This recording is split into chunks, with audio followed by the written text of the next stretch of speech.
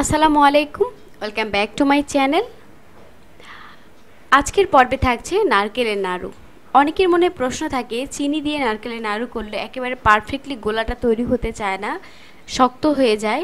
আমি একেবারে পারফেক্টলি যেভাবে তৈরি হয় সেভাবে করে আমি আপনাদেরকে দেখানোর চেষ্টা করছি। আজকে নারকেলের নাড়ু, চিনি দিয়ে নারকেল নাড়ু কিভাবে তৈরি করা যায় চলুন দেখিয়ে দিচ্ছি। প্রথমে একটা হাঁড়িতে আমি নিয়ে নিচ্ছি নারকেল কোড়া। এখানে আমার প্রায় 1 কাপ পরিমাণে নারকেলের কোড়া আছে। আমি মিহি করে কোড়া করে নিয়েছি। অবশ্যই মিহি করে কোড়া করার চেষ্টা করবেন, তাহলে একেবারে মসৃণ হবে নারকেলের নাড়ুটা। আর দিয়ে দিচ্ছি মেজারমেন্ট কাপের 1 কাপ পরিমাণে চিনি।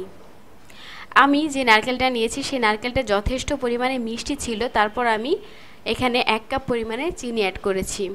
আর দিয়ে দিচ্ছি লিকুইড দুধ। দুধটা আমি 3 কাপ দুধ জাল করে ঘন করে নিয়েছি, 1 কাপ করে নিয়েছি। দিয়ে এখন আমি নাড়াচাড়া করে মিশিয়ে দেব সবগুলো উপকরণ একসাথে।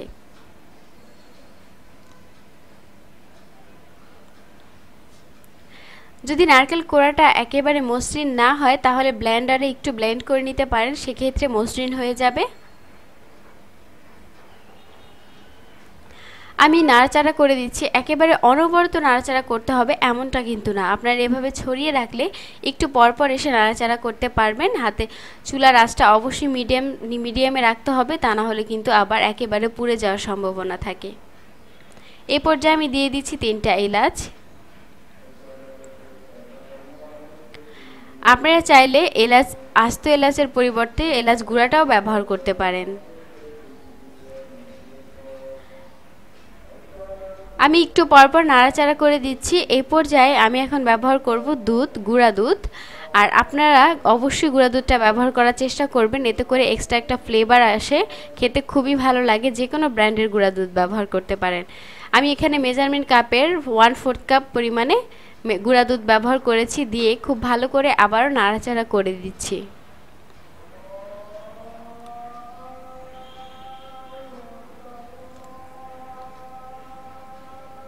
খুব ভালোভাবে করতে হবে এই কাজটা। খুব ভালো করেই করছি, একটু পরপর নাড়াচাড়া করে দিচ্ছি। এই পর্যায়ে যখন একটু শুকিয়ে আসবে তখন আমি দিয়ে দিচ্ছি কাজু বাদাম। আর কাজু বাদাম আমি এখানে ব্যবহার করেছি প্রায় 2 থেকে 3 টেবিল চামচ পরিমাণে। আপনাদের পছন্দ অনুযায়ী যে কোনো বাদাম ব্যবহার করতে পারেন, কিন্তু বাদামটা মোস্টলি ব্যবহার করতেই হবে। বাদামটা দিলে যখন আপনি নাড়ুটা কামড় দেবেন তখন একটা অন্যরকম স্বাদ যোগ হবে। খুব ভালোভাবে মসৃণ করে দেওয়ার চেষ্টা করছি যাতে কোনো লাম্পস না থেকে যায়। এই পর্যায়ে কিন্তু আপনারা যদি চান ফুড কালার অ্যাড করতে তাও করতে পারেন, কিন্তু আমার মনে হয় নারকেলের নাড়ু সাধারণত সাদা রঙের থাকলেই ভালো লাগে দেখতে, তাই আমি আর কোনো ফুড কালার এখানে অ্যাড করছি না।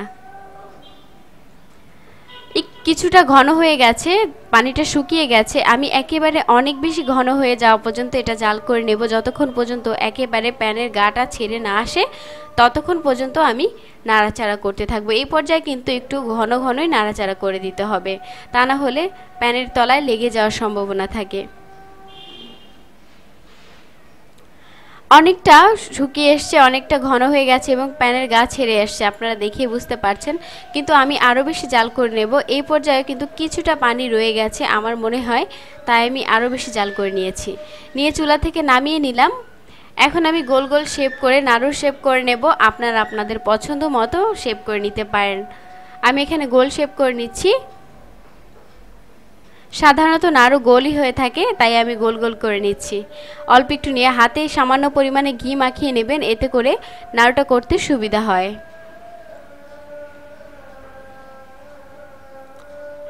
আমি সবগুলো একই প্রসেসে করব, আপনাদের সুবিধার্থে আবার একটু দেখিয়ে দিচ্ছি আমি কতটুকু পরিমাণ নিচ্ছি। খুব সামান্য পরিমাণ নিচ্ছি, নিয়ে গোলা করে নিচ্ছি।